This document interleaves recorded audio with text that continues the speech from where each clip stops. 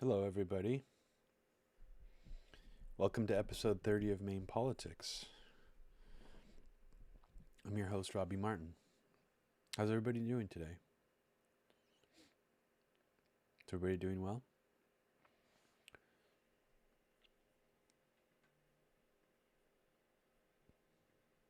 Gonna hop over to the chat, say hi.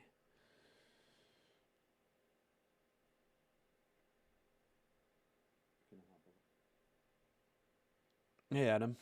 How's it going? Look like you're the first one here.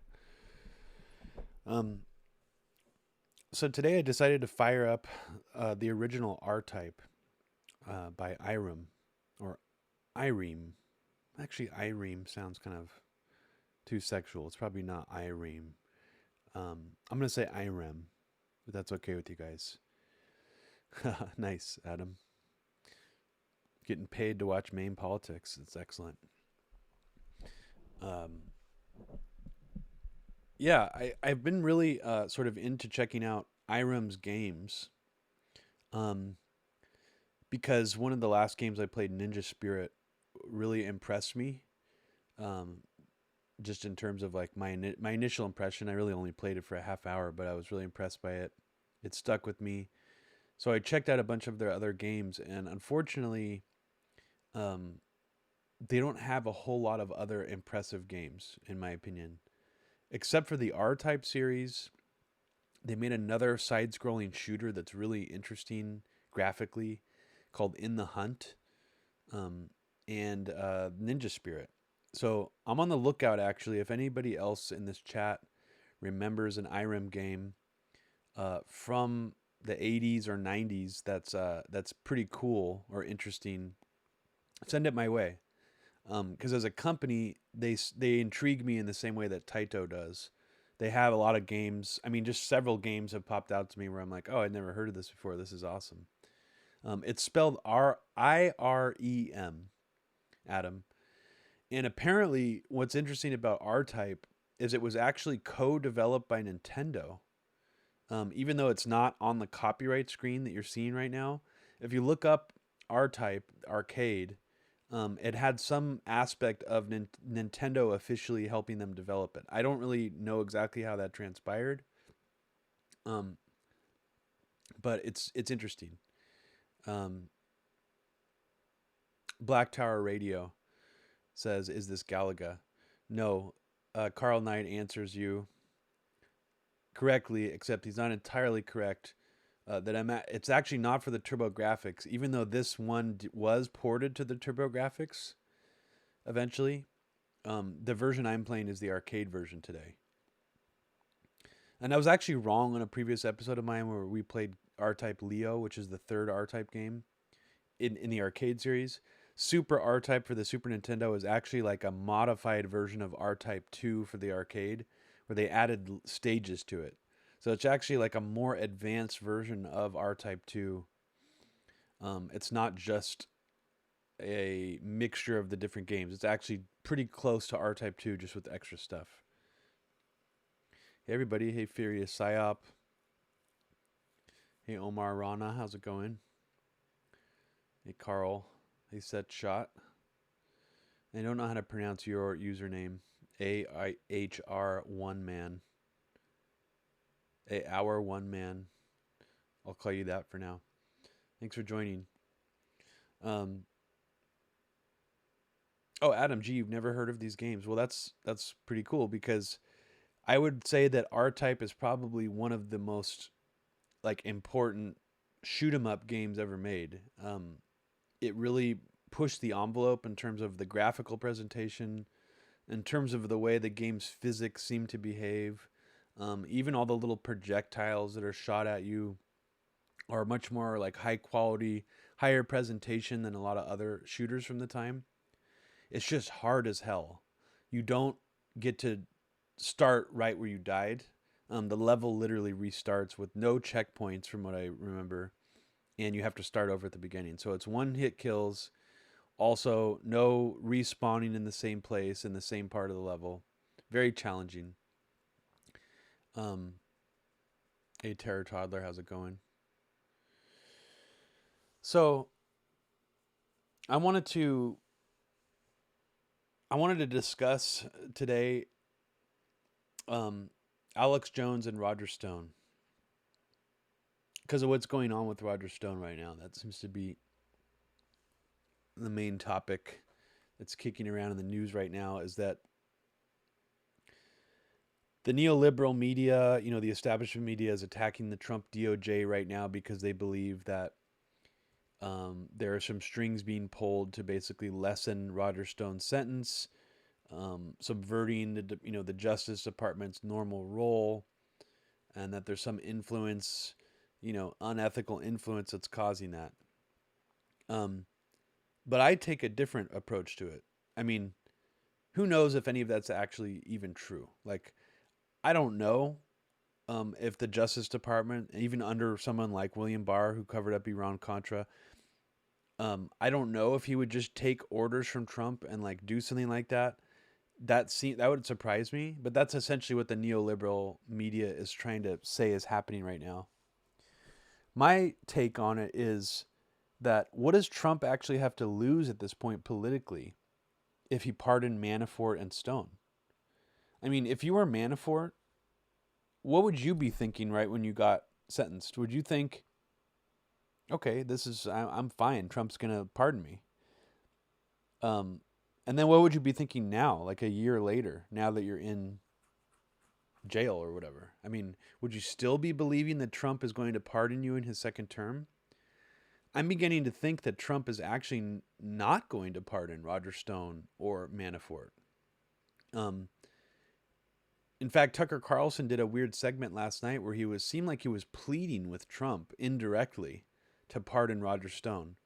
Now, a lot of people have been trying to convince me that of course Trump would wait until a second term to pardon people because that's what most presidents do.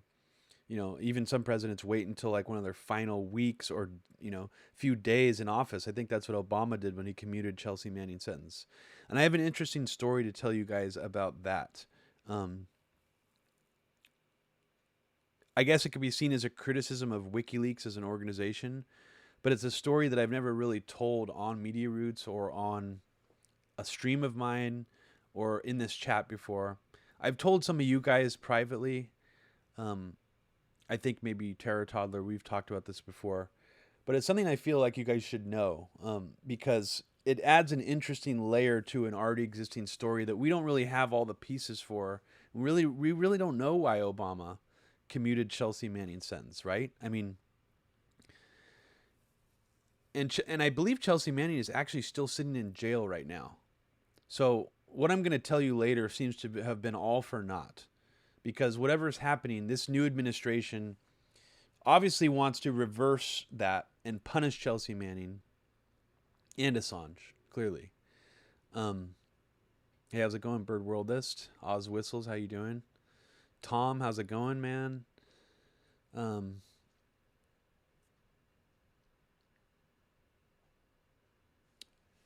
So I guess I'll just get this off my chest now because it's just something that's been on my mind.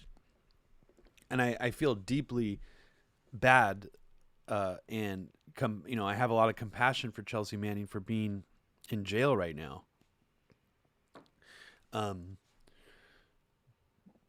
It's terrible. And obviously Assange shouldn't be in jail either. I mean, I strongly support his right to be free and operate under the capacity of a journalist. He didn't do anything illegal. And the charges against him are obviously complete bullshit. I mean, I don't know if you guys remember, the charges literally say that he helped like hack or break into systems. Like he encouraged hacking and all this stuff. I mean, it seems very unlikely. But some of you guys probably know I have had mixed feelings on Assange's leadership of WikiLeaks for a long time. And I don't even know why I'm going down this rabbit hole now, but I already started talking about it, so I might as well finish. A long time ago, when I was really, really hardcore fan of Glenn Greenwald, and I'll just admit this here, it's probably not a surprise to a lot of you, but I used to be like the biggest Greenwald fanboy ever.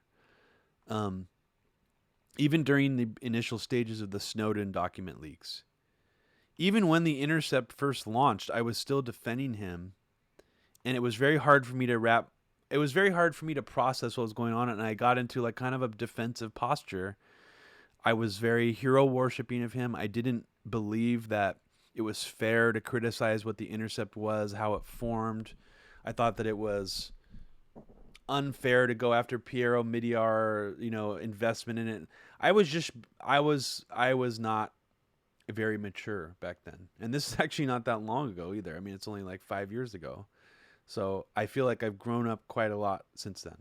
But in that weird mindset that I was in, I remember being angry at Jacob Applebaum and Assange for what I perceived as them ganging up on The Intercept to accuse The Intercept of hiding a leak that they had gotten a hold of in Edward Snowden's documents, which showed that Afghanistan was one of the 3 countries that was having all of their phone calls recorded to audio. Now, in the Snowden leaks, it was mostly disclosed that all the phone records are obviously being tracked, all your data is being tracked, but the actual content of your phone calls was not necessarily always being recorded. Now, what this NSA document allegedly showed is that it was being recorded in Afghanistan, in the Caribbean, and one more country in the world that I can't remember where it was.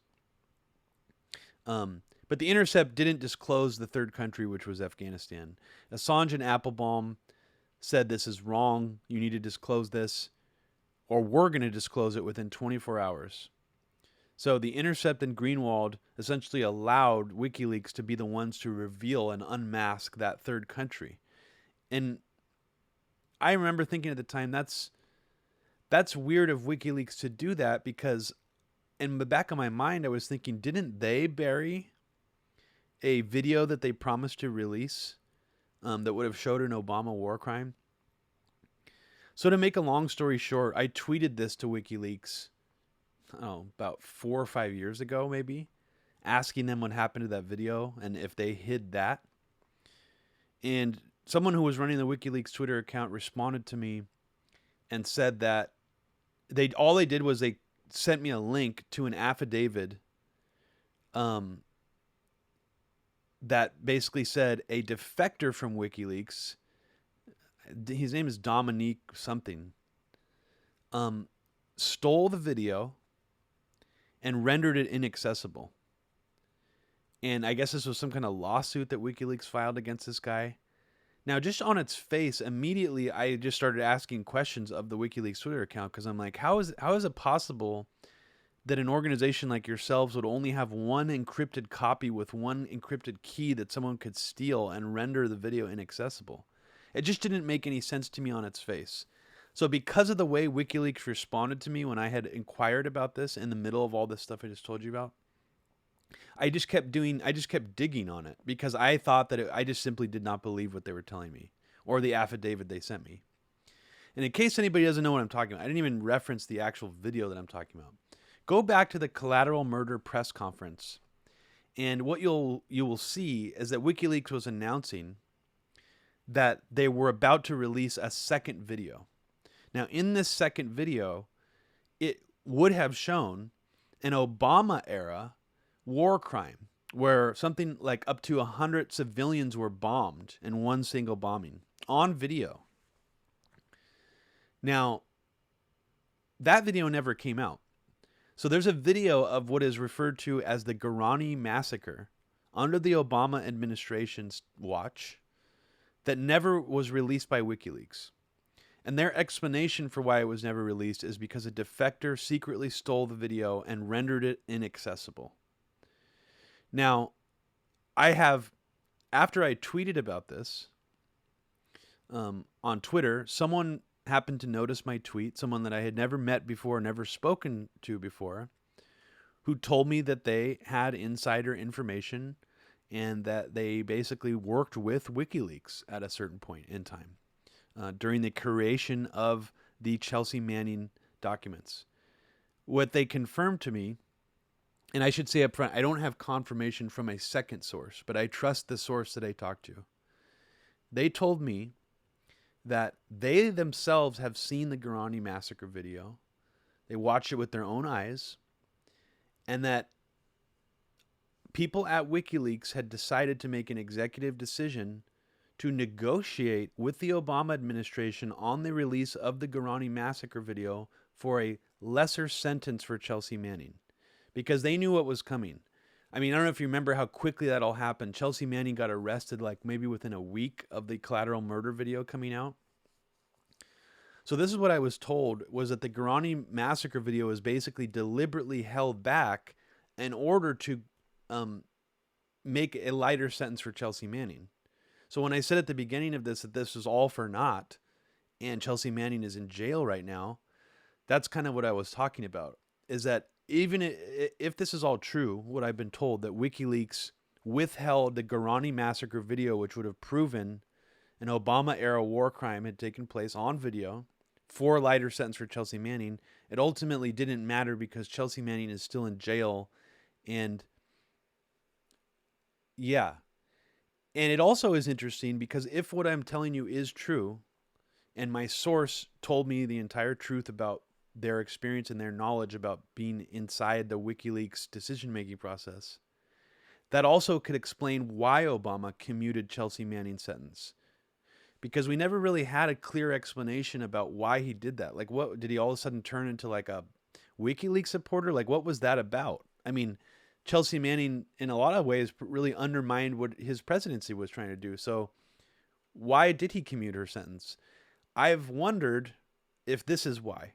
If there was an agreement made many years before that, that this would be essentially the lighter sentence, where he would promise not a pardon, but a commutation of her sentence before he leaves office as like some kind of compromise to not release the Garani massacre video. I have no idea. The last part I told you is total speculation. The source never told me this. This is just, but the source told me all this stuff way before Obama left office. So the Chelsea Manning sentence was not commuted at that time. So I just thought I would get that off my chest because, I don't know. I mean, it's part of the reason why I've never thought that WikiLeaks was 100% a truth-telling organization. Even though I really value what they've been doing, I never had the same sort of loyalty or affinity for them that other people had. Because in the back of my mind, I was always thinking, what happened to that Obama war crime video?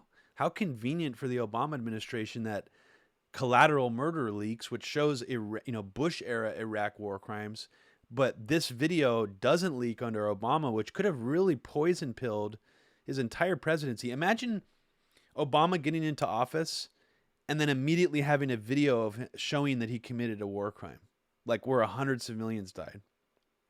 I mean, that would be incredibly damaging for his presidency. So yeah, I just wanted to tell you that story. I don't really know what, there's not really much more to tell about it.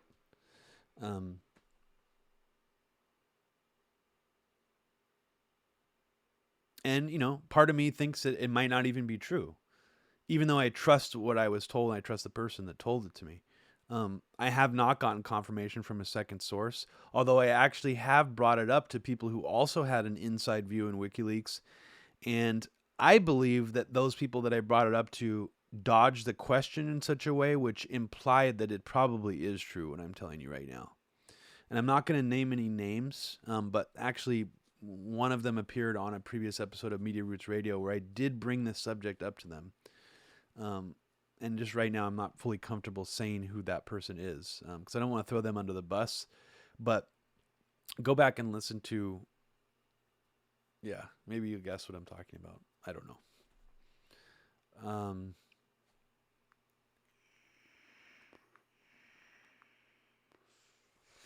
Yeah, Carl Knight. Mark Ames and Yasha Levine called out Omidyar from the very beginning, Carl Knight says.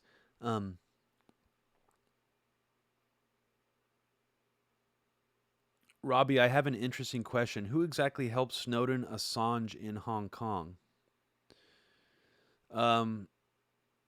From what I understand, it was Sarah Harrison. Before the person who shall not be named in this chat took over as the surrogate female spokesperson for Julian Assange, he had a more competent, more intelligent, more credible spokesperson named Sarah Harrison. And from what I remember, she was the one who helped Snowden in Hong Kong. Now that's like, but that whole story honestly is weird to me now. It gets weirder and weirder to me the more time passes beyond it.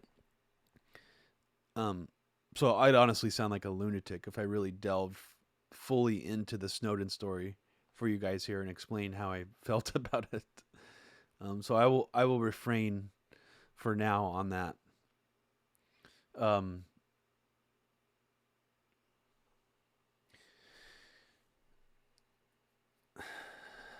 but yeah, I mean, I'm bringing this up because it's making me think about, you know,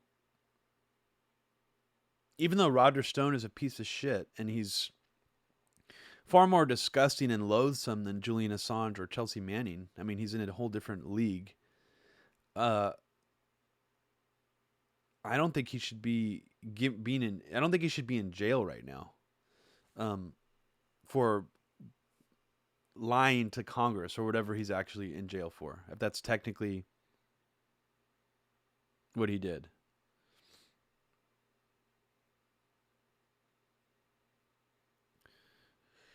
I mean, I'm sure.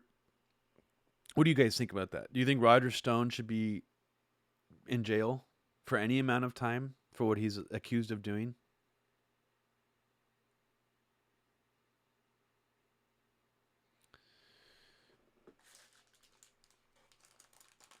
I mean, I definitely don't think he should be.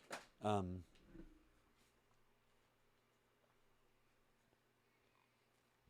but my to my earlier point, I kind of got totally off track. But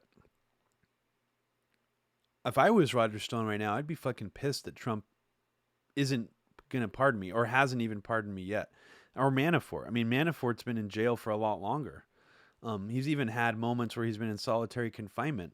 I mean, what does Trump have to lose right now? He's one of the most hated presidents of all time. They go after him for everything under the sun. What would this do? How would this hurt Trump?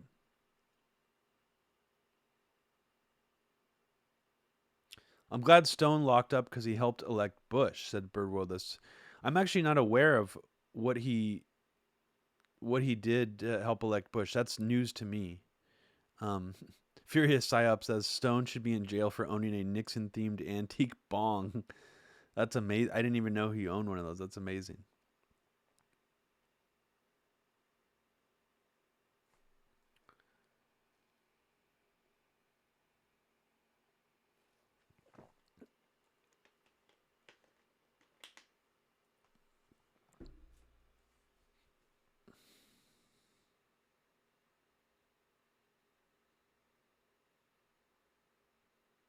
Roger should be stoned. Uh, Interesting. I didn't realize he helped elect Bush. I mean, I'm not surprised. Oh, some set shot says Stone stopped the count in Florida.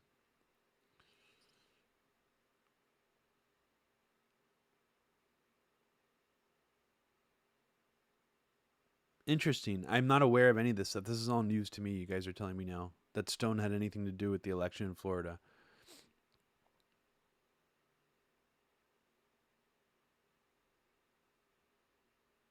I almost wonder if him and Matt Drudge were friends for a bit and then they had a falling out.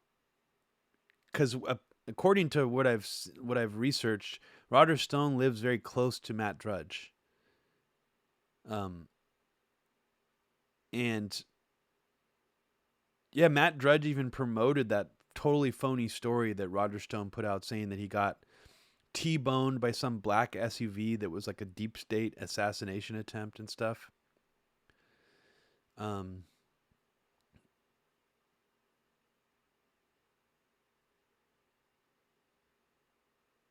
did Stone invite Drudge to bang his wife?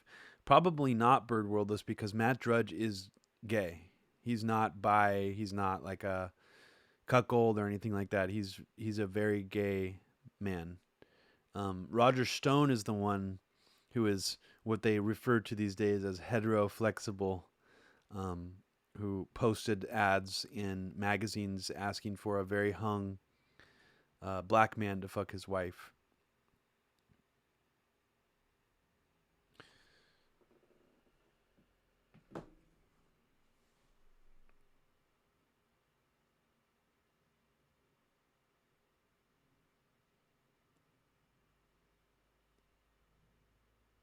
I'm surprised you didn't know that about Drudge, Bird Worldless. Yeah, I mean, he's a he's a very interesting character in a lot of ways. I mean, he also, seemingly flipped on Trump to a certain extent. Like, and I'm still confused about why he did, because he hasn't spoken about it. Unlike Ann Coulter when she flipped on Trump, she's very outspoken and open about why she did. Matt Drudge has not been. He's been very tight-lipped. It's just the content on his website is clear that he has to some extent. So that's a mystery. And also, Drudge was openly promoting InfoWars on a regular basis, like every day, and now he's really dialed that back. So his appreciation for Alex Jones has also drastically declined, and I'm wondering why that is. Is it the Sandy Hook stuff that was too much? Like, what was it that finally broke the camel's back for Matt Drudge?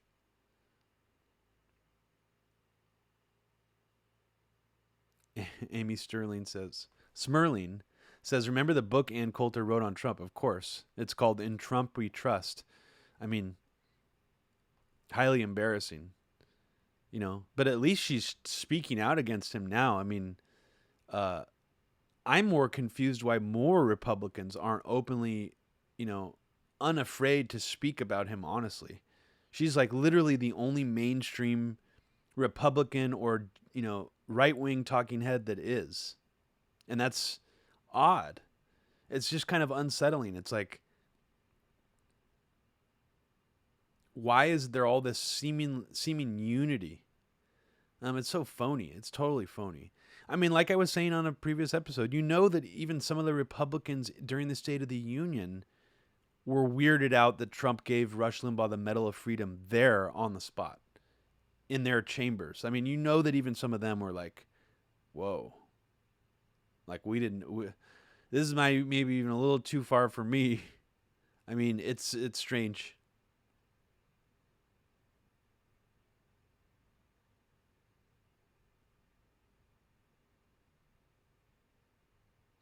Omar Rana says, I find it hard to trust Ann Coulter. I feel she does whatever will give her the most attention at any given time. Well, of course, she's a total untrustworthy, dishonest charlatan. But she's actually not getting that much attention for speaking out against Trump right now. So I don't know. I mean, I still highly recommend everybody in this chat watch those interviews with her from Frontline about Trump. You just don't hear that kind of talk about Trump from any Republican right now.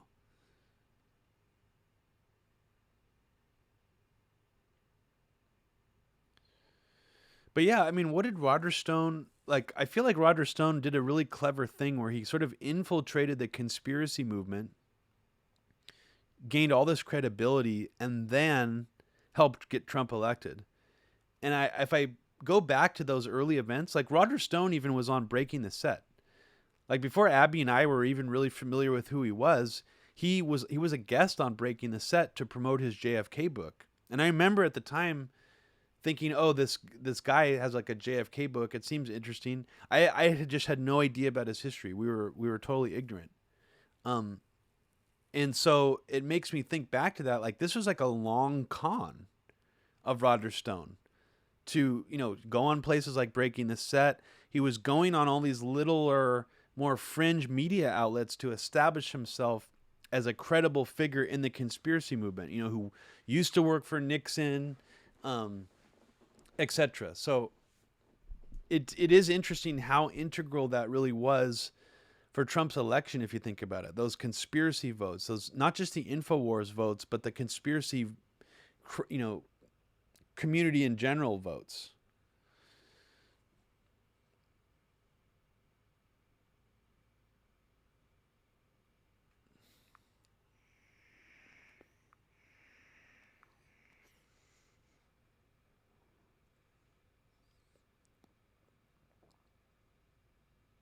Omar Rana says, I find it hard. Oh, wait.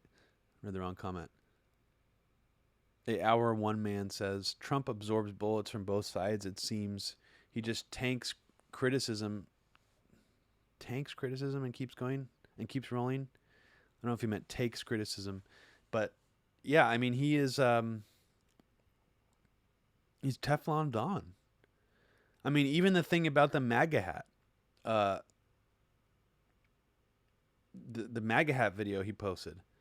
Like, do you think he even remotely cares or is even remotely ashamed that he's not in on that joke? That it's actually like the clip from Curb Your Enthusiasm is showing Trump supporters as being horrible human beings that no one wants to be around.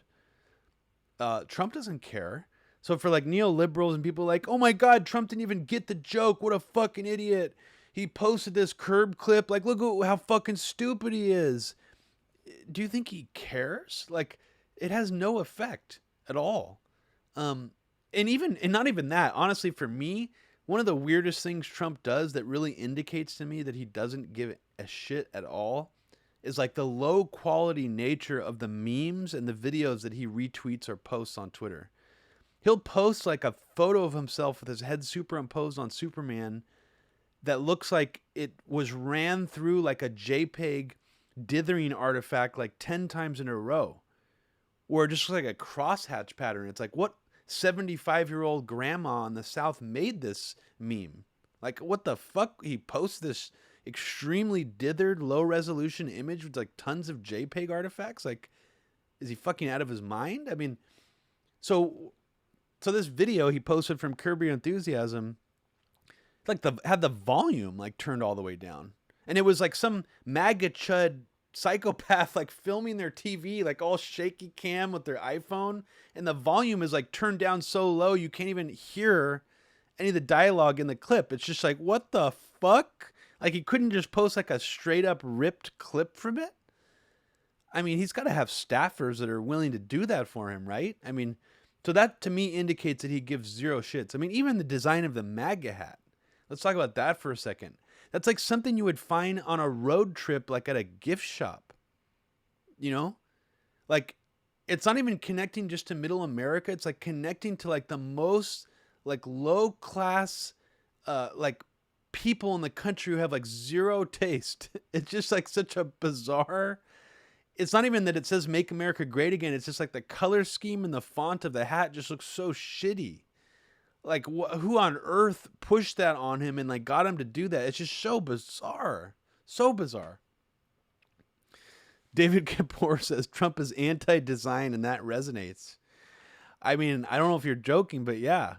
Anti-professional, anti-design, anti-professional class. Yeah. I mean, there's something to that, right? There's definitely something to that.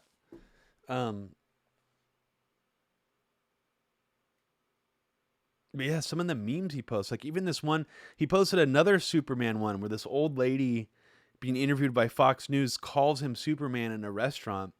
And the audio level of her talking is like super, super low volume. You have to like crank up the volume knob to hear it. And then some idiot, probably like some Fox News chud, overdubs John Williams' Superman theme, like drops it in when the old woman is talking. And it's like 10 times louder than the old woman's voice. It's like, you hear this like very quiet, like old woman talking, like, yes, he's like Superman. Everybody should treat him like Superman. Da, da, da, da, da, da, da, da. It's like 10 times louder. It like breaks your speakers. It's like, why would he post this? But he still posts it. So yeah, he doesn't give a shit at all. It's so crazy.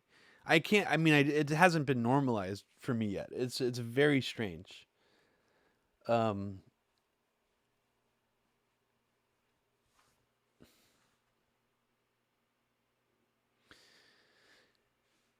But yeah, I mean, I don't know if you guys have looked at his Twitter feed recently. I mean, the memes and the videos that he posts are so low quality, it's shocking. And it continues to be a trend throughout his entire presidency.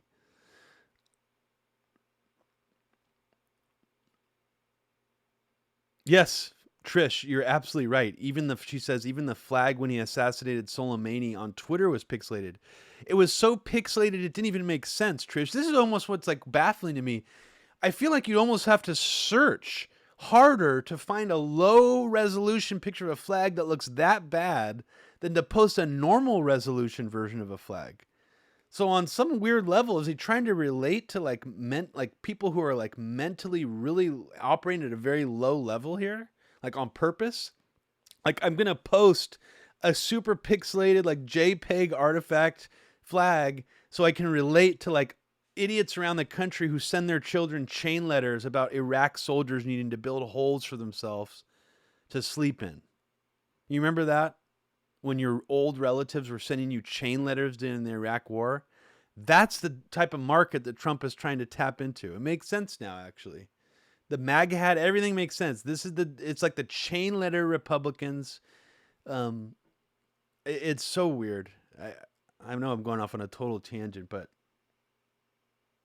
yeah, somebody's got to just like collect together all the really low quality memes. Maybe I'll just do a really quick collage in part 4 of a very heavy agenda just because I just can't get over it.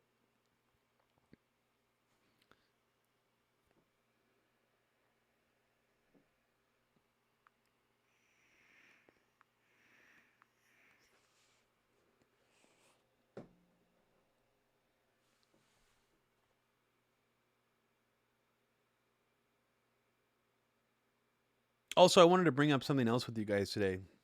Have you been listening to the Joe Rogan program lately? I have. I have to admit, I listen to it sometimes. Sometimes he still has on really interesting guests. And I've noticed there's an uptick on the program of Jamie, his assistant, and himself bringing all this light to the mass, this draconian mass surveillance grid in China and how scary it is. Um, and I've noticed an uptick in just in general, even people like in the conspiracy movement, even people like, we are change people, people who aren't even necessarily right wing, really focused and talking a lot about how scary it is, and the surveillance is in China right now. And I find that really fascinating because it seems totally manufactured to me. We're never like the pivot is obviously happening towards China and away from Russia right now in terms of the think tank, the neocon pivot. And then also, why aren't we concerned anymore about the surveillance grid that existed during the Obama administration that Trump inherited and probably made worse? I mean, that's really weird to me that all of a sudden we're now super concerned about China. Oh my God, I hope we don't turn into China. It's like we already are worse than China. Are you kidding me? In terms of surveillance, um, I mean, yeah, China has pretty sophisticated surveillance, but most of the stuff, the software and stuff, was pioneered here. I mean, China has been largely bootlegging and siphoning off a lot of the programmers like from other countries and stuff. So it's it's interesting to me how much focus there is on China right now. The Chi-Com, says Terra Toddler. Yeah, that's what Alex Jones refers to them as.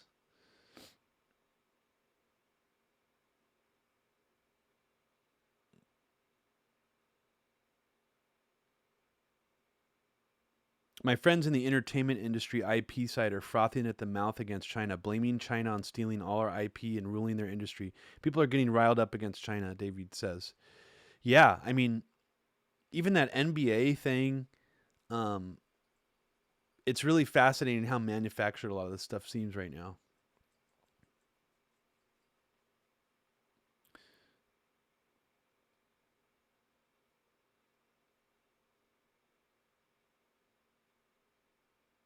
But I had some guy comment on my Facebook wall saying, "Oh yeah, like the government really cares what your face looks like. Like the only people who make this their pet issue are people who think that the government cares about their face looks like." And I just thought that was a really bizarre comment. I remember hearing people using that to deflect NSA mass surveillance concerns back during the Obama era that you're basically the accusation, it's coded language to basically accuse someone of either being a narcissist, paranoid, or delusional, that they think that the government cares about what their face looks like. Don't worry, the government doesn't care what you're doing. You're a narcissist if you think they do. That's essentially the argument. And I find that very strange because not only does it an expression of like white privilege, um, it's just blatantly not true. What if you're a political activist who's doing things to challenge law enforcement agencies? What if you're digging on a story about the Oakland Police Department and they get upset and you're threatening them in some way? So you're not worried about surveillance from the Oakland Police Department? You're not worried about surveillance from the FBI if you're digging up stuff on an FBI department? I mean, these are all very real concerns. And it's really sad for me that someone my age in the Bay Area would express those kinds of thoughts. And if you're a white person who's not like an investigative journalist, you're not, threatening the government, you're probably going to be fine if you're not committing any crimes, But doing illegal drugs in this country is still a crime. Possessing, Schedule 1 substances is still a crime.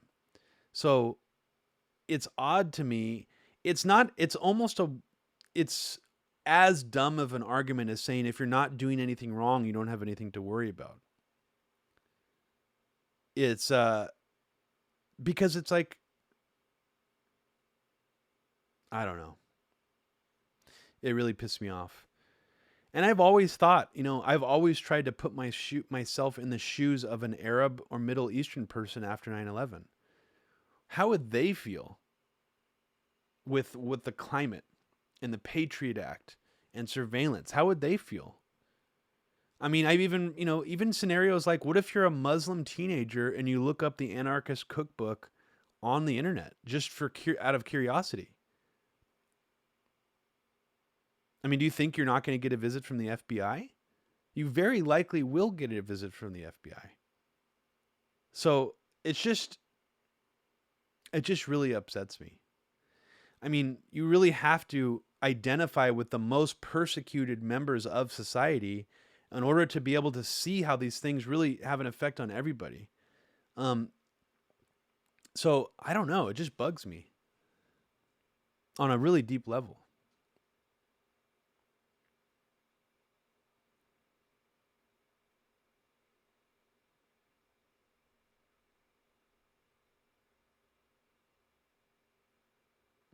Bird Worldus, my friend who is an older Persian guy, ran a pizza shop and lost his business after 9/11. I'm really sorry to hear that. That's not entirely surprising.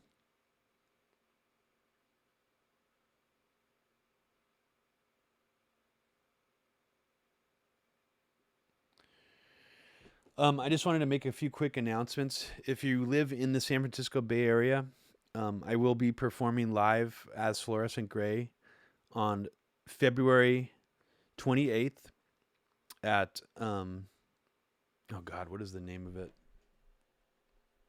Hold on, I gotta look up the name of the venue. Forget. Somewhere I haven't performed before.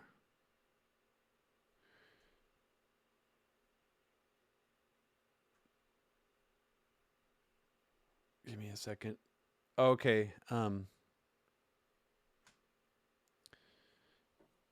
It's at Phono Bar in San Francisco, 370 Grove Street. And I'm playing on the lineup with Colin Dyer, who appeared on a previous episode of MAME Politics. He's also an electronic musician. David says, dude, I'm Afghan and I got stopped all these times after 9/11. They read all my sketchbooks, pulled me over all the time, and locked up aunt and uncle, completely surveilled. Oh my God.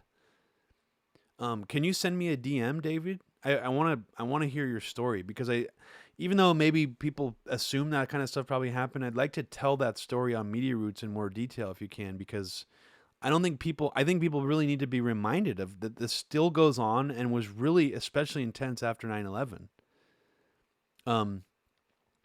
My friend who was Indian got, people yelled at him on the street because they thought he was Muslim or Arab. He's also an electronic musician, incidentally. His name is Kush Aurora. You can check out some of his music.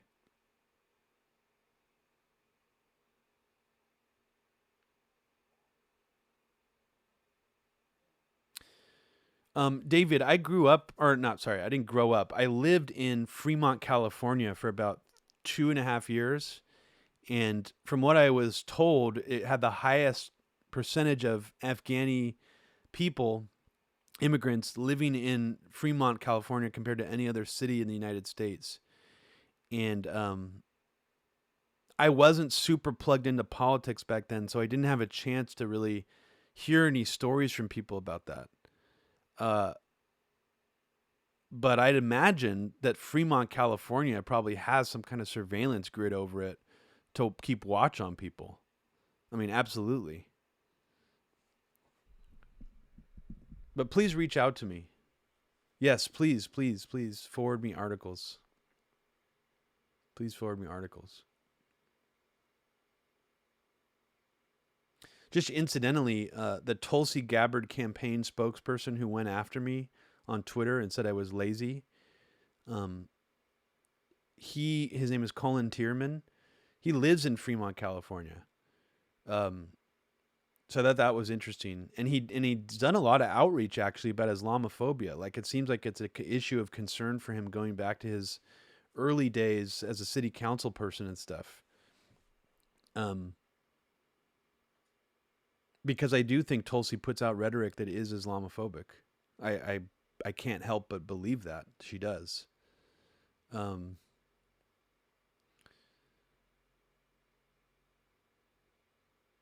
Trish, yeah, SF is really really expensive now, and it's really really changed too. It's not sort of that hippie, wild, kind of unhinged vibe that it used to be. Things feel very preppy, very corporate, very rich. It's not just the expenses of the rent and the housing, it's like the people feel richer and of a wealthier class, and it's just taken something away from San Francisco. And the homeless situation is really, really bad right now in San Francisco. It's also really bad in Oakland. And as far as I know, it's never been this bad in Oakland as long as I've been alive. Um, it's a pretty bad situation out here now. Um,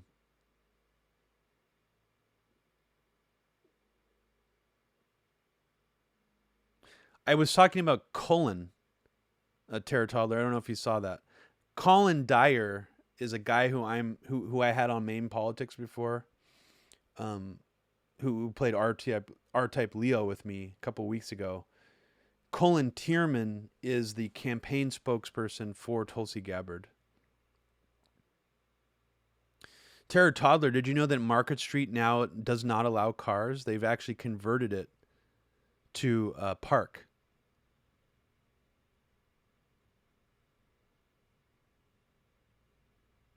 The Bastard Palace. The housing crisis began in SF probably, I mean, it's been happening probably for a very long time. It's hard to say. I mean,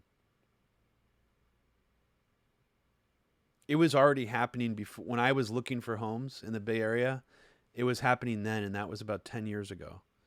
The homes were already very, very inflated prices in San Francisco.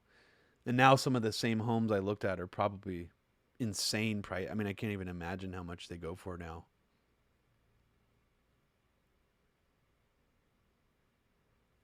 The problem I have with living in SF is you don't leave. It's like a bubble. I mean, people, it's a very isolated, sort of weird place. It's not like living in Manhattan, in New York. People do not leave. Like, I have several friends who live in San Francisco, and they rarely came out here. Um, it's, yeah, it's kind of an isolating place to live. The traffic is especially bad now. Pretty much any time you leave San Francisco, unless you do it within like an hour time window in the middle of the day, is going to be really trafficy across the whole city. I mean, it's yeah. I just sound like an old guy complaining about times changing now. Um,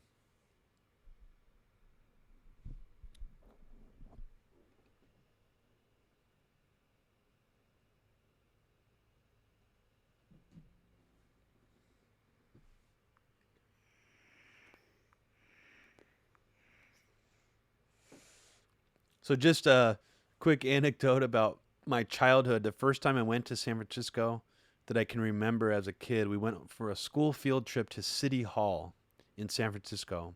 And at the time, City Hall had a park in front of it. This is like 1988, maybe, where it just had a huge homeless encampment in the park. Like 50 homeless people with tents and whatever. And I remember it was the first time as a kid I had seen heroin. I, for some reason, immediately registered. Maybe I had just gone through DARE. Oh, that guy cooking on the spoon, that's heroin. When I was like 8 years old or something. And when we got to the fountain of City Hall in San Francisco, this big giant fountain in front of this park with all these homeless encampments, in between the park and City Hall, one of the kids from my elementary school class looks down at the fountain and he points and says, "Mommy, why is there a shot in the water?" And as a kid, you know, you think a hypodermic needle, it's a shot. You get the doctor, you get a shot. What the kid was seeing in the fountain was like a pile of heroin needles in the water. So that's my San Francisco anecdote. But yeah, should we play some R-Type? Should we do this? I feel like the main politics episodes lately have been like an hour of me ranting and then like 10 minutes of games. Which I'm sure is probably okay with you guys. But I can't go through a whole episode without playing any games, so I got to do it.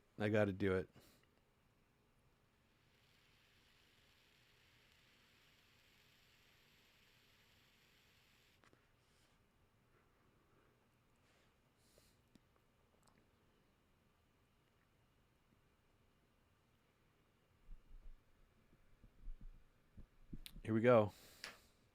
R-Type. So I'm going to be a little bit silent at first when I play this because it's a hard game.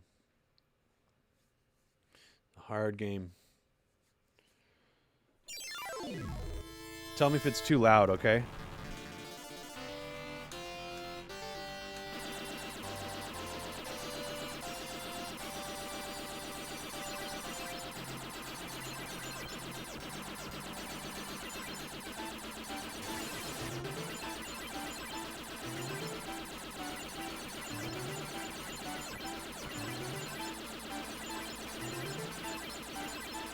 Is this too loud? Can you still hear me?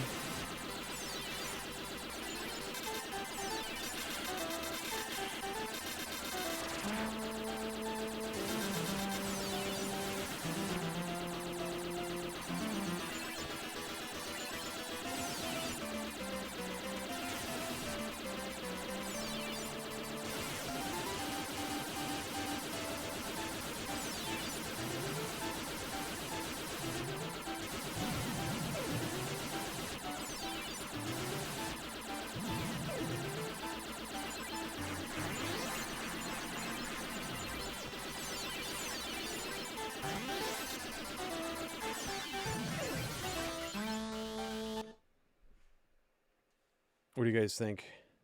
All right. Yeah, this game has a lot of FM synthesis in it. I mean, I don't think there's any samples in it actually. It's got a nice sound palette overall in that regard.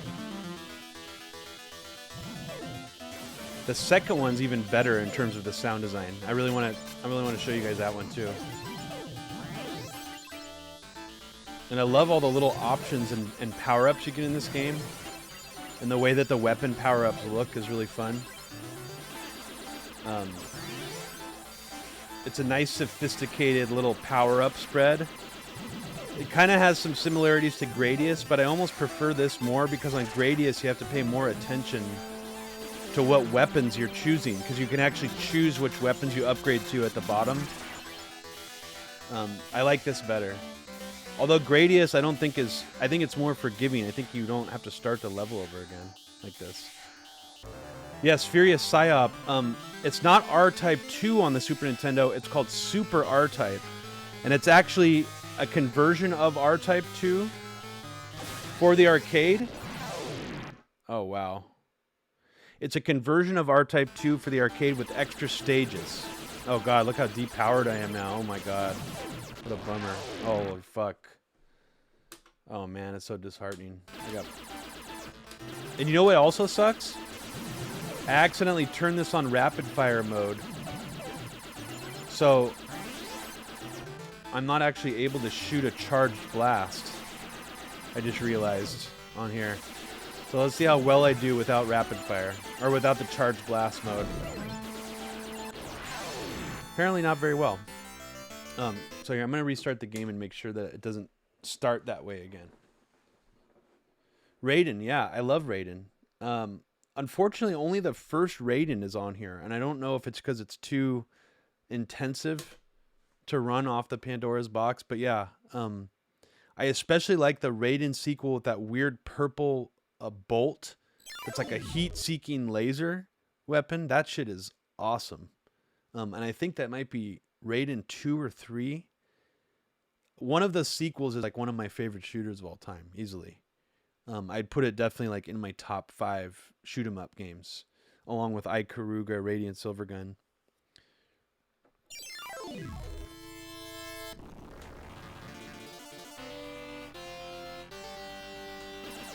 No, it's still doing that. It's still doing that for some reason. It's still rapid fire.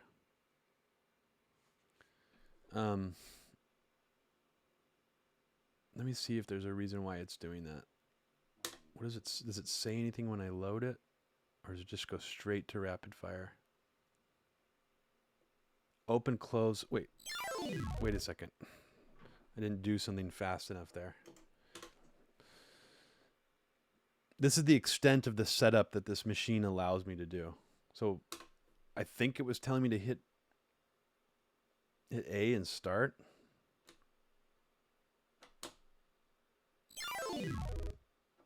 Okay, let's try that. Let's try that.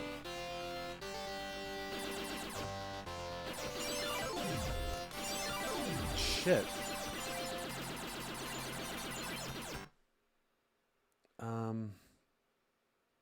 Let's see.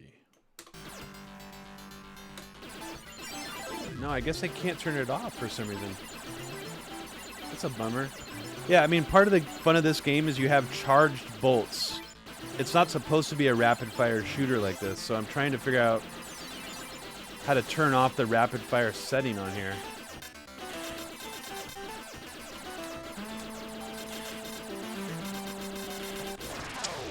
Okay. I think I'm going to have to abandon R-Type 1 and give R-Type 2 a try, because I feel like it's really integral to the gameplay to be able to actually do the charged beam shots. So yeah, we're skipping R-Type 1, going straight to R-Type 2.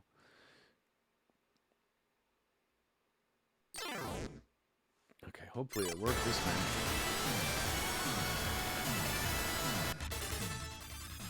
Nope. I don't know how to fix this, guys. Oh, I feel like this is a poorly planned episode. It's still doing rapid fire. Oh well.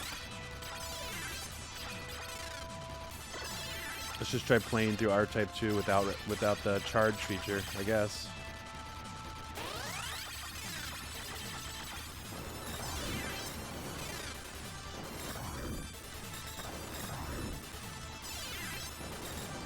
So if you've played Super R-Type for the Super Nintendo, you'll notice that this is like the second stage of Super R-Type.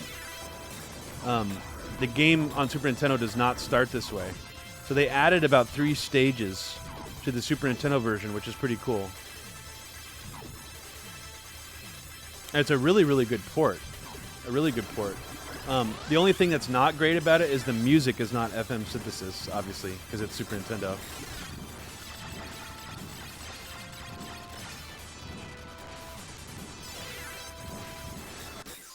Fuck.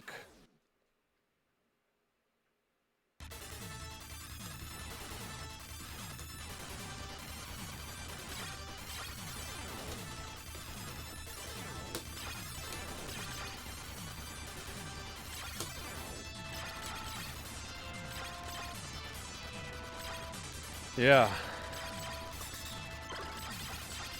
I hope you guys don't mind. I'm going to do a few of these games again properly. I mean, This is obviously not what I intended for this to be rapid fire the whole time.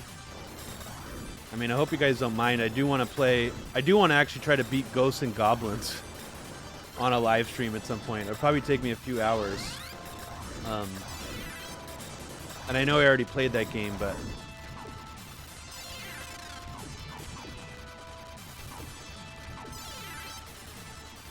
So if there's some games you'd like to see me return to that I, did a particularly poor job showcasing, or you just want to see them again, let me know.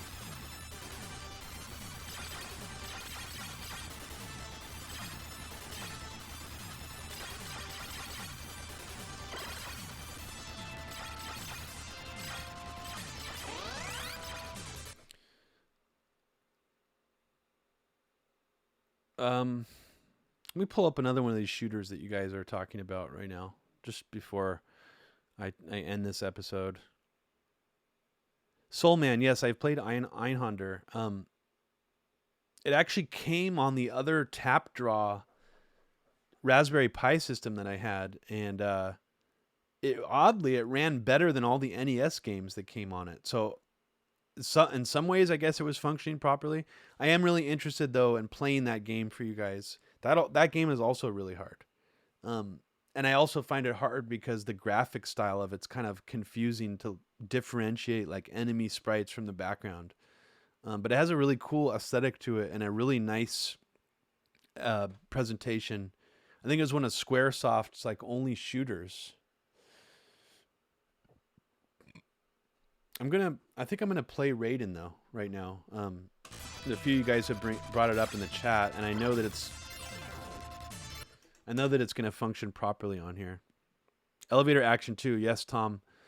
I already was planning on doing that with Lori. She was really fond of that game after she saw me playing it, so we're gonna get to that. Also, another Taito game. So, Tom, if you off the top of your head, if you can think of any other Taito games that are obscure and good quality, or IREM games that are, let me know. Because I just noticed there's a lot of gems in Taito's catalog where I'm just like, wow, that game, I've never heard of this game. It's fucking amazing. That's one of them. Dead Connection is another one. Boogie Wings is another one. It's like one of the weirdest games I've ever played. Captain Planet, is that an arcade game? Okay, so I got the original Raiden on here, which I'm going to play right now. So we're abandoning our type. The controls are fucked. It makes me do rapid fire. This game, even if it's rapid fire automatically, that's okay, because it doesn't have a charge shot like R-Type is supposed to. This also has some great FM synthesis.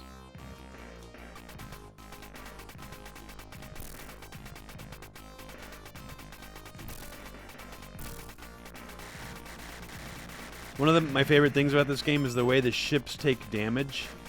They leave like little debris pieces of themselves behind.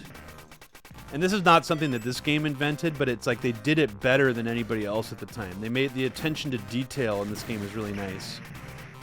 And it also was the first time I played anything, I guess, that I would call a bullet hell shooter. It was the first time I had experienced what that was like. Which is like a flurry of bullets just coming at you that's like really intense to dodge.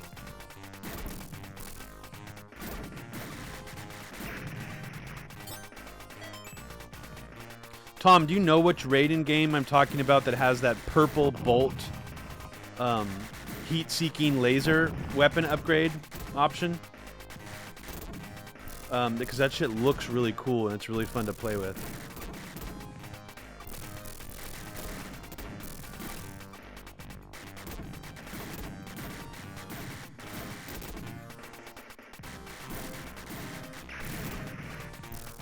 Ah! See, at least Raiden's more forgiving. They give you your weapons back when you die. Oh!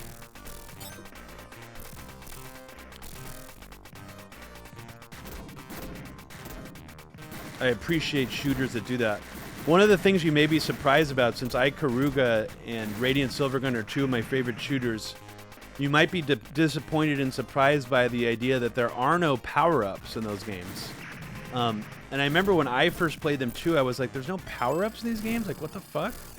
And I remember thinking that's underwhelming. But then you sort of understand why they're not necessary, and why the game is just so good without them. Some of these other games, it's almost like what's fun about them are the power-ups, because the game itself is not that unique or interesting. But Ikaruga and Radiant Silvergun, it's like the gameplay and the way that you fight the enemies is so unique and interesting that you don't need really like special weapons power-ups. Maybe someone's done some kind of hack of it since, though. It'd be interesting to see if there's any like fan mods of those kind of games. Not to say that they can be like improved upon, but there could be like alternate versions of them that would be pretty cool to play, I think. Jesus Christ. Getting my ass kicked here. Can you even continue? Oh yeah, you can. Well, at least you can do that.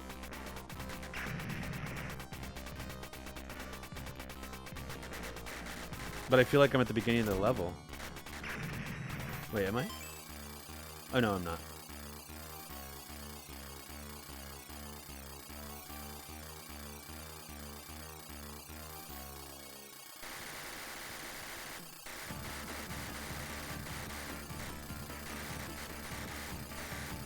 Ah!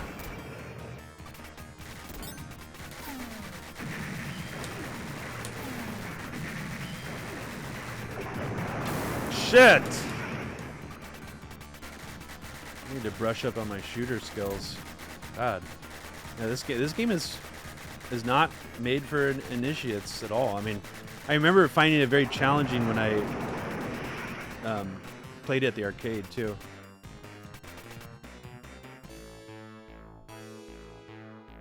Oh, Furious Psyop. I use the absolute living shit out of the Game Genie. So much. Speaking of the Game Genie, some of the funnest codes for it are ones that glitch out the game but still make it playable. There was a very bizarre Mortal Kombat 2 for the Super Nintendo Game Genie code that changed all the music, the sound. It made it all off-key and like randomized. And it also made the characters do random glitched out fatalities when you would do a fatality maneuver. Like Liu Kang would start doing his friendship dance, and then like Kung Lao, you know, if you're fighting Kung Lao, his torso would just like fly off and it would say like friendship, but like you'd hear all these glitchy sounds. It was a fantastic Game Genie code. I wish I could remember exactly where to find that code. It was kind of like pure bliss in a weird way for me as a kid. And you know, they actually did continue to make the Game Genie like up to like the PS1 and Sega Saturn. But game manufacturers at that point stopped. They like basically tried to fight against any of those kind of code, like hex editor devices, and that they stopped making them. Like, because I think at a certain point, it's like if you use tool assisted stuff, it like it can eat into their profits on those online marketplaces and stuff.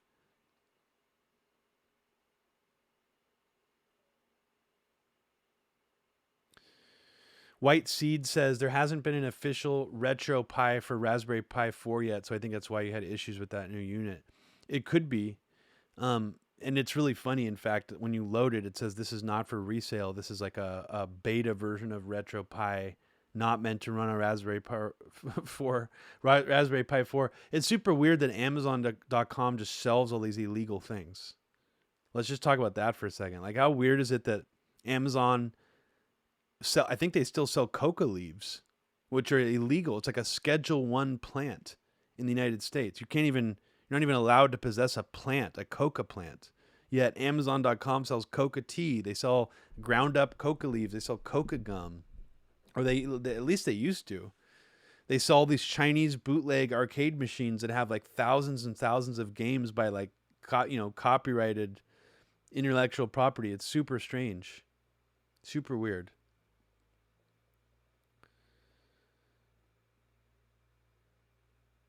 JC BRB checking Amazon.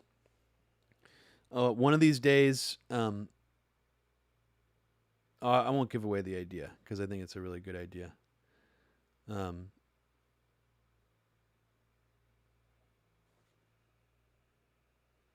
Oh, of course, white seed. We would get busted if we tried to sell some of those items. I mean, there's all these loopholes, you know. But it is strange how easy it is to get certain things like you can get ibogaine. Like I know a bunch of people out here who have been able to get ibogaine, and it's like, really? Like that shit's illegal here. How are you even getting it? Like, are you and they are all ordering it online somehow. Vape coca. No, Furious Psyop. Vape coca would basically be like a mild version of crack, right? I mean, hell no. David, no, my idea is not to sell shrooms on Amazon. Definitely not. Although in Oakland and Santa Cruz right now, apparently I can walk around with shrooms. I can walk around just eating shrooms and it's okay. The police can't arrest me for possessing shrooms, which is very fascinating because that sort of opens the door up for like open advertisements for like psychedelic parties. I mean, right now, someone could do like a shroom party rave in Oakland, and it is legal according to the local municipal, the city laws. Now, the feds, of course, can come in and shut it down, but um, I think it's going to open the door up to some really cool things. Some really, really cool things. I had the pleasure once at a secret camp out about 5 years ago with a bunch of friends of mine and a bunch of other people who came to see people perform music. It was an electronic music camp out. I had a volcano vaporizer, and at the time I had borrowed DMT from someone that I knew. And we basically soaked about 2 grams of ground up marijuana in some melted down DMT freebase. Probably about 4 total strong blast off doses of DMT and then dimethyltryptamine. And we put the ground up weed in the volcano. I made a custom bag for the volcano that was like 7 feet tall. And we just blasted the volcano. I started performing live this like sort of ritualistic ambient music, electronic music set.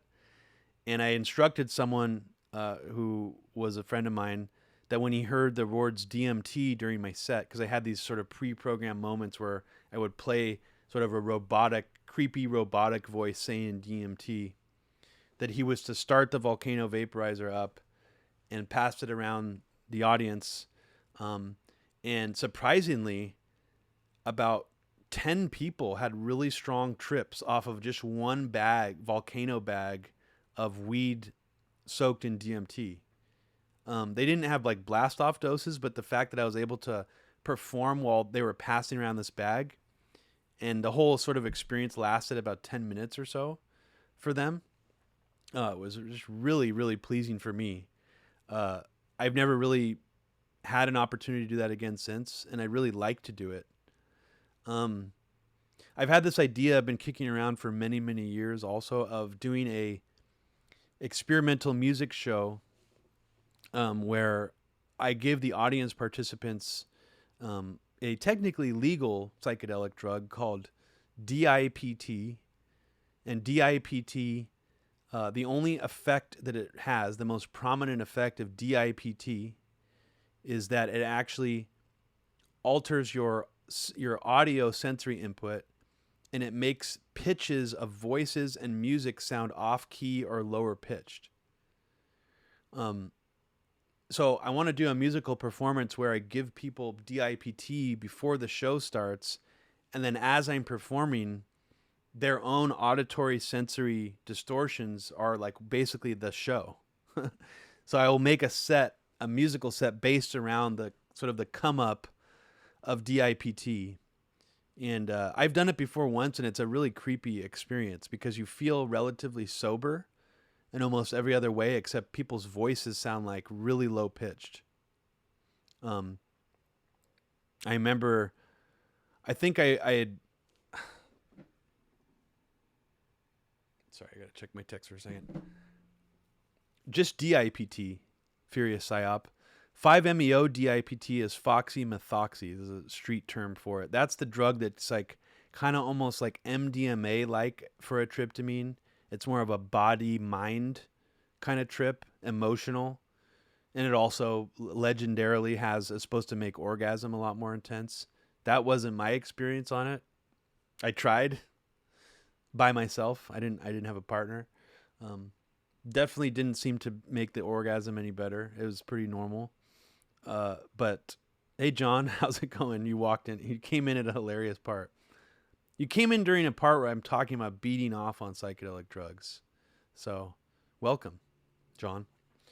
Um, but yeah, DIPT, Furious Psyop. Look it up. It's a really, really fascinating, very unique psychedelic. No other psychedelic drug that I know of has those kind of properties. Even a psychedelic drug that just gives you visual hallucinations but no other effects, there's not even a drug like that. So for a psychedelic drug to be able to give you only audio distortions and nothing else is really fascinating. I mean, it's just really odd. Um, you know, one of my favorite drugs, if I'm talking about psychedelic drugs, and I actually want to do an entire episode of Media Roots Radio on this someday, an educational drug, or not educational drug.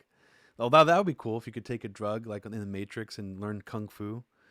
Um, but no, I think one of the most interesting psychedelic substances out there is one that I think has been written off by a lot of people as like a novelty. And maybe it's because it's still legal in the United States, and maybe because they sell it at like head shops and stuff. But I think Salvia divinorum is one of the most powerful substances on the planet, if not the most powerful. I would say that the only thing that rivals it is dimethyltryptamine, DMT. Salvia divinorum is honestly, in my opinion, one of the most powerful spiritual tools that any human being can get their hand on. And the fact that it is immediately smokable right off of the branch, similar to marijuana. I mean, it actually takes less work and less preparation than marijuana. It's pretty amazing too that you can just smoke this leaf and it basically takes you to another dimension. A catch 22 says, Salvia was a terrible experience for me, physically uncomfortable. Yeah, I think for a lot of people, that's their experience of it. I think that it's the way that most people initiate themselves with salvia.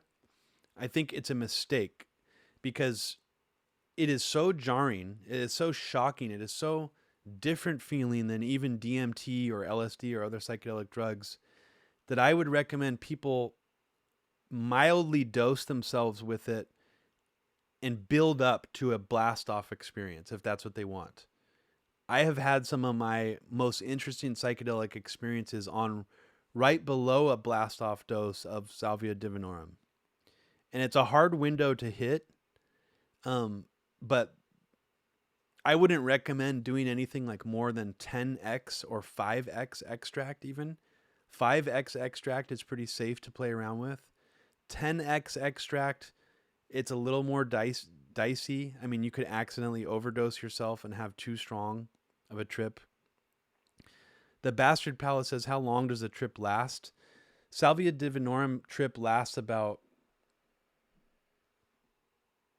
5 minutes, 5 to 10 minutes, similar to DMT.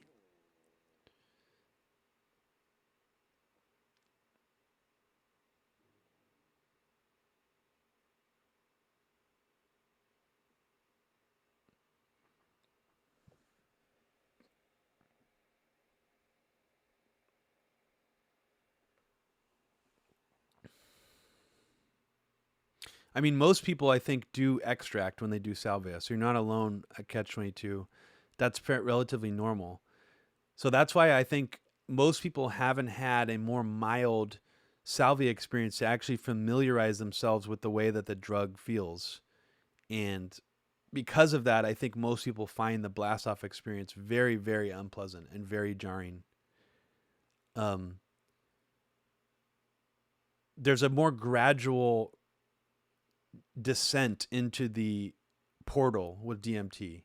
You separate from reality in a more, let's say, a little bit more of a coherent way. Salvia feels like it's literally like changing the laws of physics instantaneously.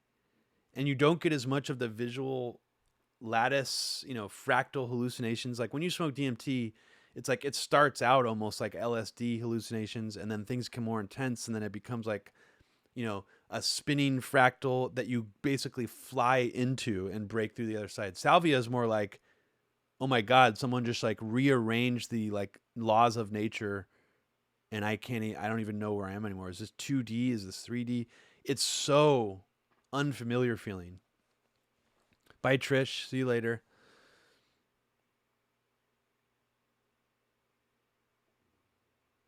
Oh, salvia cult in Arkansas. Wow, that's fascinating. I never heard of a salvia cult.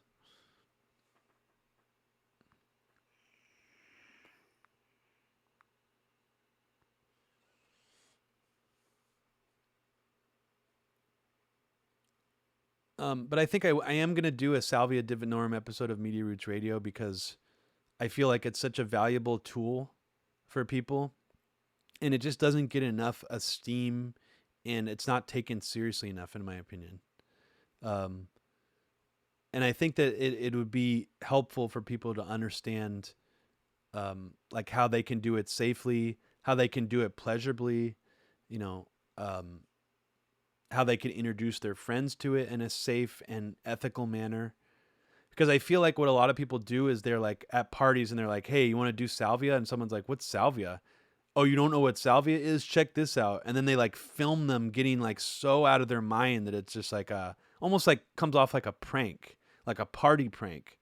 And that's sadly what salvia is normally. It seems like it's used for as like a party prank. Um, and I think it needs to be taken like more seriously than like an ayahuasca ceremony, to be honest. Um, and I will admit for the first time, I don't even know if I've ever said this on Media Roots, but like I didn't even believe in God until I did DMT. I mean, I still mostly consider myself an atheist, but I'm not definitely not as sure now after doing DMT and salvia. I mean, those two drugs combined really flipped upside down my spiritual paradigm and made me feel that um did I hallucinate, or is there some actual tangible reality to this experience that I had? Especially DMT, I think. Um and the fact that people have so much recurring imagery on DMT is really fascinating to me, and I definitely think there's something to that. That it's not just cultural, it's like people from all different cultures have very similar symbolism um when they're on DMT, similar entities. And I have had, those sort of characteristic, those entity contacts you hear about on salvia and DMT. I've had many. I've had dozens, and it's honestly changed me as a person. It's a very strange experience. I've never believed in the supernatural, really. Never believed in ghosts.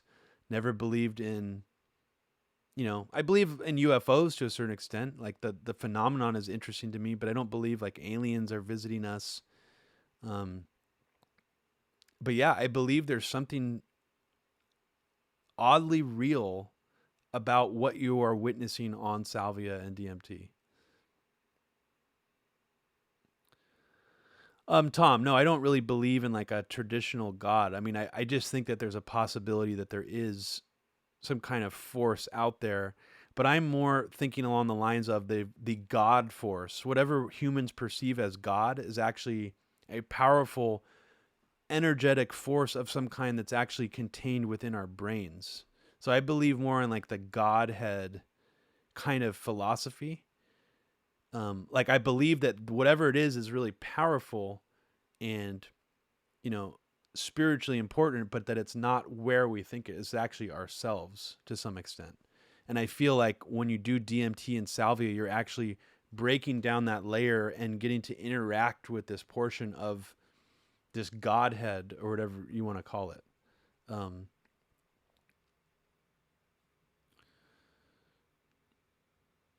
Persona management, those entities are scary though. I mean, I think it's all depends on what kind of trip you have and what kind of person you are. I've had, um,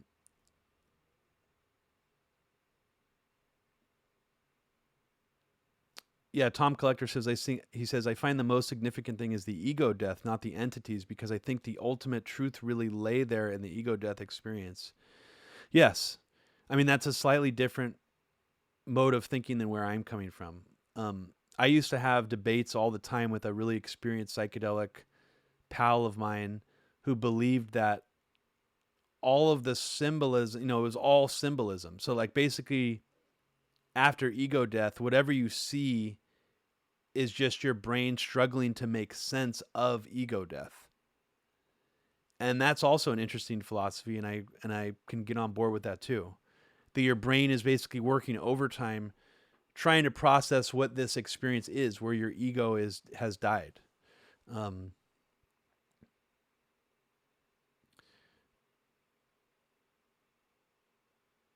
but I think that if we're just talking about spirituality in general, I will, I strongly believe that the only time that the best version a human being has, or the best tool a human being has to try to convince another human being that there is this potential, that there is God out there, is literally to give them DMT. Like there is no other way in this reality to be able to convince another human being with their own firsthand experience that there's the possibility of something outside of themselves or bigger than them out there spiritually than giving someone a DMT dose. Um, so to me, that's really interesting. That it's like you have this ability to be able to possibly tip someone over that fence. I mean, the fact that I opened my mind to that even just a little bit after DMT, I think is a pretty powerful thing.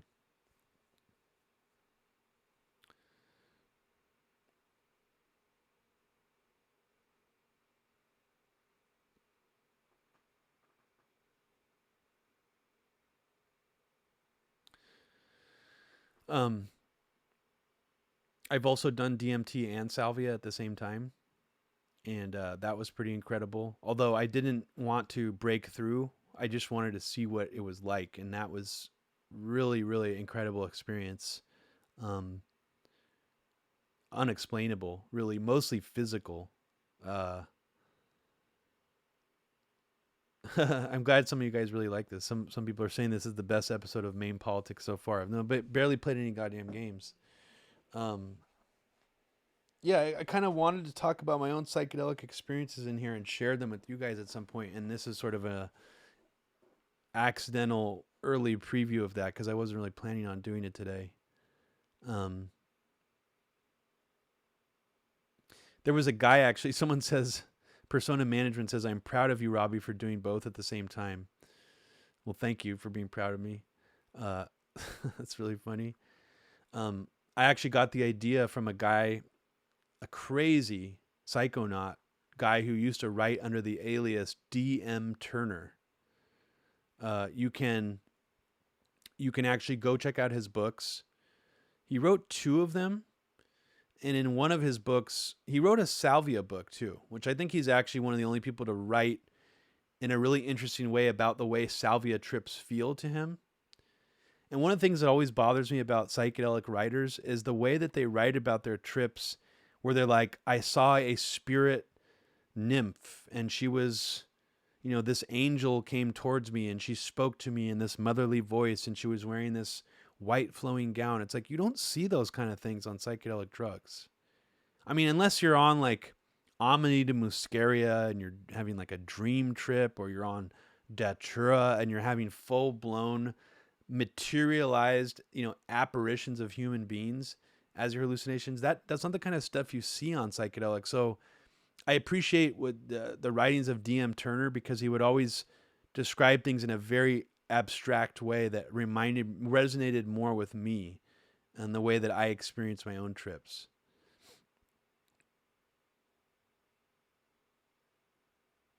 Tom Collector, that's really fascinating. He says, it reminds me of compression versus uncompressed files, like the language world we live in, or the self is the compressed low res world. And then when the self is destroyed, you see the actual world. Yes, Tom, I think that's very along the lines of my thinking. And part of what sort of piggybacked on that thinking for me is the writings of, I believe his name is Michael Talbot, who coined the term holographic universe. It's not the simulation theory, which is the idea that we're all in some kind of computer program and it's an algorithm. This theory, the holographic universe theory, is kind of what Tom, along the lines of what Tom just said, where what we perceive is a compressed version of reality that when we can't actually perceive the uncompressed version. And part of the reason why this holographic universe theory lines up so well with sort of quantum physics is because the Einstein phenomenon of spooky action at a distance, that an electron millions of light years away from another electron can sync up with each other instantaneously, on some level shows that our perception of space in the universe is not actually how it is built. Meaning that we could actually be living in like a tiny, tiny space that's just like folded over infinitely, and we're perceiving distance. Who knows? But the holographic universe theory, I think, is really interesting, and it really does make a lot of things fit together.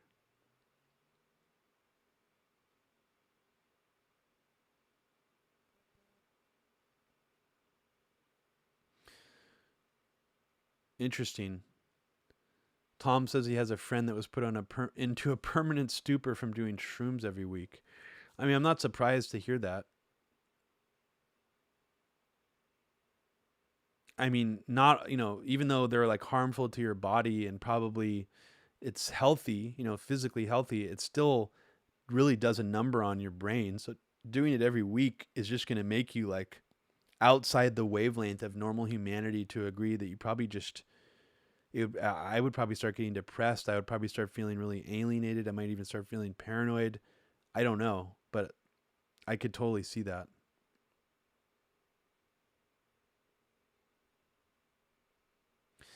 John Gold, I'm not sure. I've never heard that phrase flatland. It might be similar to the holographic universe concept. It might be, but I don't know.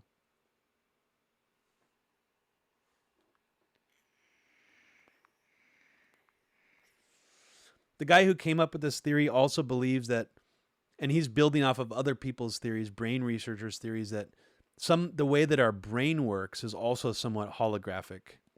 Not that our brain isn't actually physically there, but the way that our brain transfers electrical signals is in some ways holographic as well. And one of the interesting things about holograms is that they're laser encoded 3D images on physical pieces of film. They're not digital. Holograms, when they were invented, are not digital. They are analog, using lasers to encode visual information. And one of the most fascinating things about an actual holographic piece of film, say if you take a laser holographic photograph of an apple and you print it on a piece of holographic film. If you cut up that piece of holographic film in half, you will still be able to get an image of the apple on each half, a full image. You keep cutting those in half, you still are able to get a full projected image of that apple on those fourths. Although the more you cut it in half and keep cutting it down into size, the image actually gets lower and lower resolution, gets fuzzier. But it's a really fascinating thing to think that you can encode all this information onto a two-dimensional piece of film. And if you haven't seen them, there's actually, and Trish, maybe you've seen this before, because I think it's actually in Australia. It's, from what I understand, it's the most large-scale holographic film projection ever produced in a museum somewhere, where someone actually took a holographic photograph of an entire bar filled with drinks, filled with objects, filled with furniture. and you could walk around both sides of the bar in this museum, and it looks exactly like a real space. No pixelation. Remember, this is an analog laser projected hologram, and it looks photorealistic. There's actually videos of it on YouTube you can look at. Um, not computer based. So that technology is really fascinating to me, and it would be interesting to find someone who's still making these kind of holograms now, to talk to someone from Media Roots Radio. Um,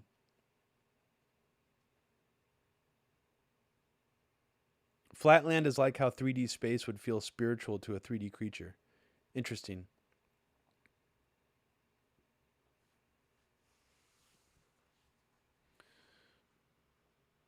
So yeah, if you guys haven't checked out the book Holographic Universe, it's definitely worth checking out. There's also a really good video interview with the author online. There was this old, I think it was in the early 90s, like a new age, intellectual new age talk show where they would talk about technology, spirituality, psychedelics, but it was this very like intellectual, like public access kind of thing. And Michael Talbot goes on there and discusses the holographic universe theory.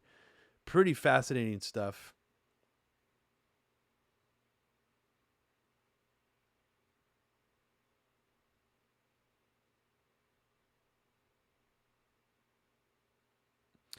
Yeah, Shane Lindbergh, you do have to be careful. Shane says you got to be careful and reasonable with psychedelics 100%.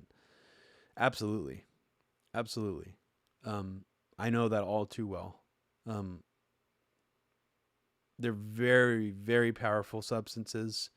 Um, Even some people, might not even realize that they have somewhere kicking around inside of them, like mild schizophrenia or undiagnosed bipolar. Having a really strong trip, could bring that out, um, and bring that to the surface.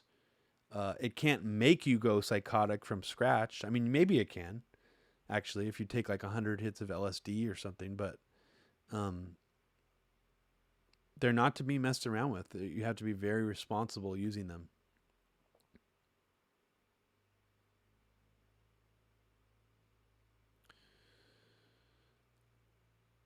I remember I had a friend in high school who I told them, hey, come over. I knew they were going to trip on mushrooms, and I was like, hey, give us a call, when you're tripping and come over, hang out. You can chill out here, and relax or do whatever you want. And instead of doing that, he called the police. He called 911 on himself because he thought he was going to die. So that's how powerful psychedelic drugs are. He only took like, I think, a half eighth of mushrooms. And because he was just by himself and not in a good headspace, he had to, he called the police. He called an ambulance for himself. And he was physically fine. He just freaked out, felt terrible for him. So set and setting, I think, is one of the most important things about psychedelics. Where is your mind at the time? What are you going into the experience with, and where are you planning to hang out? Are you just gonna wing it? That's probably not a good idea. You should probably have a space to go to that you're very comfortable in. You have to have some of your creature comforts. At least have one person around that can help you out, who's not going to be tripping. Even if it's just by phone. I'm not saying you can't take psychedelic drugs by yourself, but if you haven't done them before, I would recommend doing them with a friend who's also sober. Um, at least one person, kind of like almost like a designated driver. This would just be like a sober, what they call a trip sitter. South of the Border Smoker says you need lots of weed too. I disagree with that. I think for the most part, I don't actually like mixing psychedelic drugs and marijuana personally. And that's just my personal preference. Um, but other people really like it. So I don't want to take that away from anybody else. Some people really like to like keep their trip going more, and they'll smoke on the come down, and it kind of brings back the visuals and the psychedelic effects. But I personally like to just do it by itself.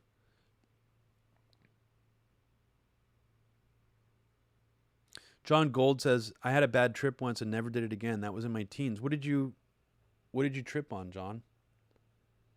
What was it?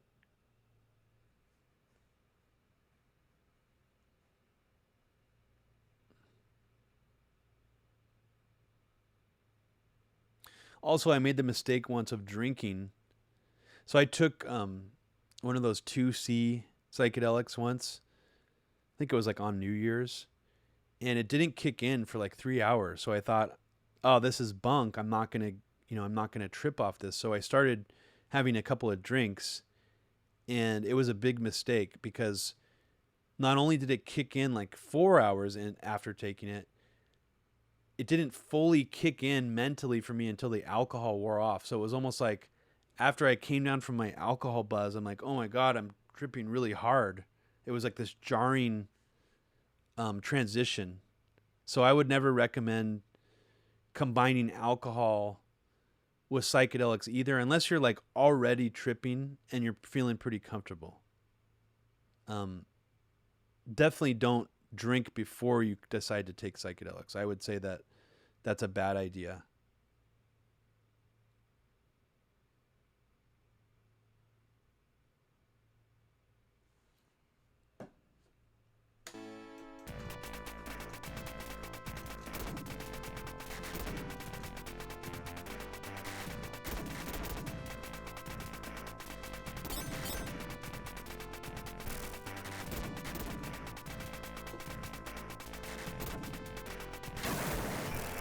Just ran right into that goddamn bullet.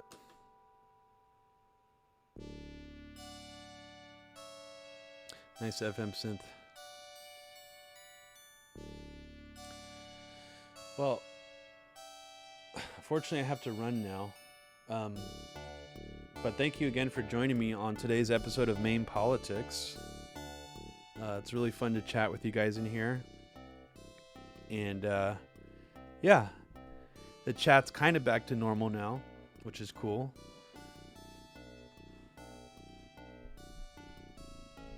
And remember, several of the MAME Politics episodes are locked or hidden after they stream, about 1/3 of them.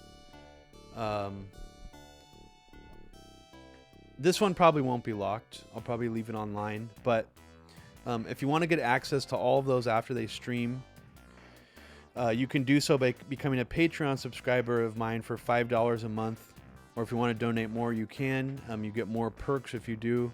But donating as little as $5 a month to my Patreon, patreon.com/Robbie Martin, and you get access to all 30 of the episodes that we've done so far. So we're up to 30 episodes now. So thank you guys for making this happen and helping this grow. And let's do it again tomorrow, for sure. Take care.